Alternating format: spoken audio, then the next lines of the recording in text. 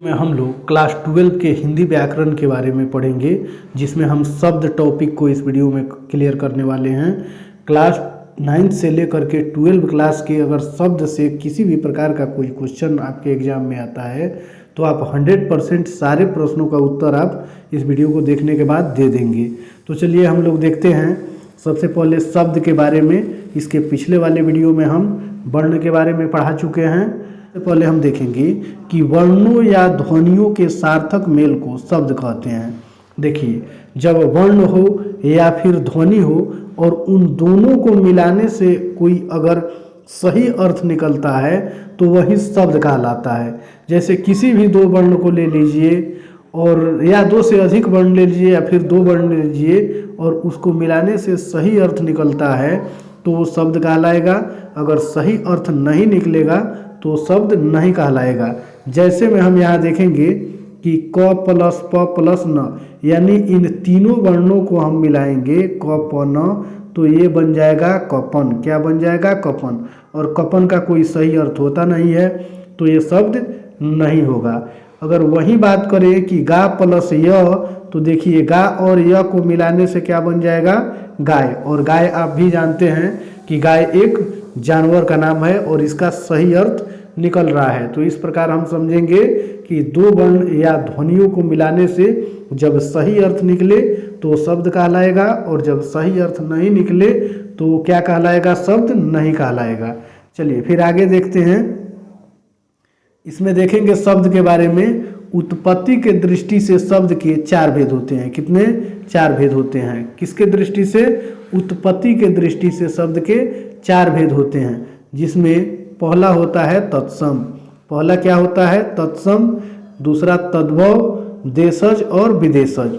देखिए, तत्सम, तद्भव, देशज, विदेशज उत्पत्ति की दृष्टि से ये जो होते हैं शब्द के चार भेद होते हैं। चलिए फिर इसमें हम देखेंगे कि तत्सम किसे कहते हैं, तत्सम होता क्या है। चलिए फिर यहाँ हम लोग देखेंगे तत्सम के बारे में देखेंगे। देखिए, हिंदी में संस्कृत के मूल शब्द को ही तत्सम कहते हैं। यानी तत्सम का परिभाषा होता है कि हिंदी में संस्कृत का जो मूल शब्द होता है ना, वही मूल शब्द को क्या कहा जाता है? तत्सम कहा जाता है। जैसे में हम लोग देखेंगे जगत। जगत जो है वो संस्कृत का मूल शब्द है। क्या है? संस्कृत का मूल शब्द। फिर फल, ये भी संस्कृत का मूल शब्द है। पुष्प, ये भी संस्कृत का मूल शब्द है। पुस्तक, पृथ्वी आदि बहुत सारे शब्द हैं और संस्कृत के जो मूल शब्द होते हैं उन्हीं को क्या कहा जाता है? तत्सम कहा जाता है। अर्थात जगत, फूल, फल, पुष्प, पुस्तक, पृथ्वी इत्यादि ये जितने शब्द हैं ये सभी तत्सम हो जाएंगे। चलिए फिर 2 नंबर में देखते हैं तद्भव के बारे में। तत्सम के बिगड़े रूप को ही तद्भव कहा जाता है। यानी तत्सम के जो बिगड़े रूप होते हैं उन्हें तद्भव के नाम से जाना जाता है। चलिए फिर आगे देखते हैं देशज के बारे में। देखिए, देश की बोलचाल में पाए जाने वाले शब्द को देशज कहते हैं। देश के बोलचाल में पाए जाने वाले शब्द को क्या कहते हैं? देशज कहते हैं। जैसे डिबिया, फुनगी, तेंदुआ, लोटा, पगड़ी इत्यादि ये सारे शब्द हैं। तद्भव में यहाँ हो जाएगा आग। क्या होगा? आग, क्योंकि इसका तत्सम रूप होता है अग्नि। क्या होता है? अग्नि।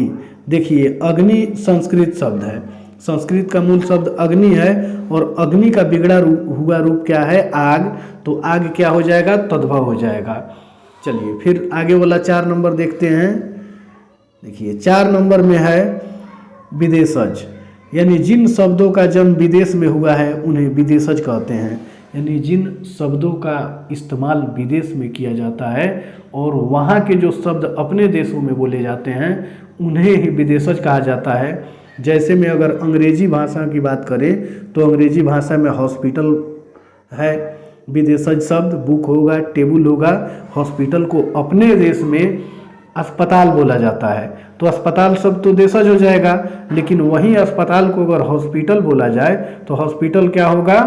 विदेशज शब्द हो जाएगा और ये अंग्रेजी शब्द है। फिर बुक, बुक को हम लोग क्या बोलते हैं? पुस्तक। तो अपने देश में पुस्तक और विदेश में क्या बोला जाता है? पुस्तक को बुक। तो बुक जो होगा वो विदेशज हो जाएगा और जो पुस्तक होगा देशज हो जाएगा।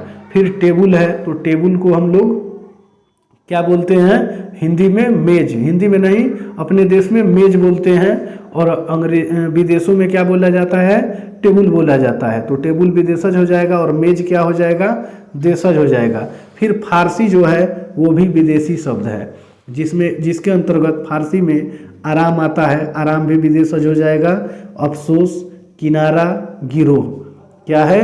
गिरोह। तो ये सारे शब्द फारसी हैं, और फारसी शब्दों का इस्तेमाल आप जानते ही हैं कि ये सभी विदेशों में होता है, लेकिन अपने देश में भी होता है। तो इस प्रकार का यदि अगर कोई शब्द आता है आपके एग्जाम में, तो उसे आप समझ करके विदेशज ही लगाइएगा, क्योंकि ये आराम, अफसोस, किनारा, गिरोह इत्यादि बहुत सारे शब्द होते हैं, ये सभी फारसी हैं और ये सभी विदेशज हो जाएंगे। चलिए फिर अरबी को देखते हैं।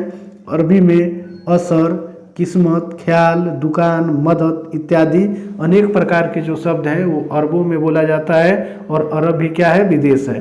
तो समझ गए होंगे कि जिन शब्दों का जन्म विदेश में हुआ है उन्हें विदेशज कहते हैं, और जिन शब्दों का जन्म अपने देश में हुआ है उन्हें देशज कहते हैं। और तत्सम की वही बात करें हम, तो संस्कृत का जो मूल शब्द होता है उसे तत्सम कहेंगे, और संस्कृत के मूल शब्द का जो बिगड़ा हुआ रूप होगा उसे तद्भव कहेंगे।